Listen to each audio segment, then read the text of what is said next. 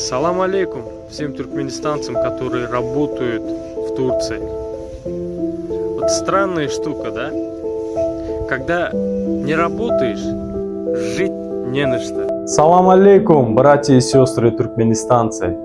С наступающим вас Новым годом! Хочу поздравить вас с наступающими праздниками и выразить благодарность за вашу поддержку и солидарность в нашей борьбе за свободу и справедливость. Как политический активист я осознаю трудности, с которыми вы сталкиваетесь, находясь в Турции и Туркменистане. Да, трудно встречать Новый год не в кругу семьи и без родных и близких, и особенно без детей. Да, очень трудно, но человек по натуре очень сильный и терпеливый.